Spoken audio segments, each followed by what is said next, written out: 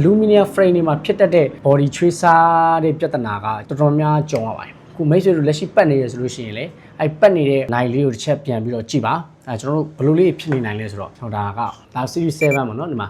ဒီလိုမျိုးလေးတွေဒါသူ့ရဲ့အယောင်မှာကျွန်တော်တို့ဒါ aluminium အယောင်ထွက်နေပေါ့နော်အယောင်ကျွတ်တာဒါကတော့တော်တော်လေးကိုဒါတက်ရက်ရှိတယ်လို့ပြောလို့ရတဲ့အနေထားပေါ့နော်နောက်တစ်ခုကကျွန်တော်တို့နောက်ဆုံးထွက်ထားတဲ့11ရဲ့ရှေ့က series 10တော်တော်ဆိုးဖြစ်နေပြီ aluminium မှာချွေးစားတာတော်တော်ဆိုးကိုဖြစ်နေပြီနော်နက်အောင်ဆိုတော့ပို့ပြီးတော့တည်တာဒါ series 10မှာ jet black ပေါ့ဒါလူကြိုက်အများဆုံးကာလာဖြစ်တဲ့ jet black เนาะဒီကောင်ဆိုလို့ရှိရင်တော်တော်လေးကိုဆိုးဝါးဖြစ်နေပြီဟိုဒီလိုတွေမဖြစ်အောင်ကျွန်တော်တို့ဘယ်လိုလုပ်ရမလဲဆိုတော့ပထမတစ်ချက်ကတော့မိတ်ဆွေတို့အနေနဲ့ဒါကိုကတော့ဒီနေ့လူကပတ်နေတယ်ကိုလည်းဓာတ်ရုပ် view မဆိုင်နိုင်ဘူးဆိုတော့မိတ်ဆွေနေချင်းတော့view ဆိုင်ပေးပါအလုပ်ကနေပဲဖြစ်အပြင်ကနေပဲဖြစ်ကိုကဒီနိုင်နဲ့ပတ်ပြီးတော့ပြန်လာရဆိုလို့ရှိရင်ကျွန်တော်တို့ဒီချွေးတွေစားတွေကတ်မနေအောင်လို့ကျွန်တော် wet tissue လေးနဲ့ဖြစ်tissue 6ဆိုရင်လည်းရေလေးနည်းနည်းတို့တန်ရှင်းလုပ်ပေးတာနားကြက်တန်လေးနဲ့ထည့်ပြီးတော့တန်ရှင်းလုပ်ပေးတာမျိုးလေးတွေကအစအဲ့လိုလေးလုပ်ပေးပြီးအဝတ်6လေးနဲ့တုတ်ပြီးတော့ကျွန်တော်အားပြန်သွင်းတာမျိုးပေါ့နော်အဲ့လိုလေးတွေလုပ်ပေးမယ်ဆိုလို့ရှိရင်ချွေးစားတာကိုတက်တာနိုင်ပါတယ်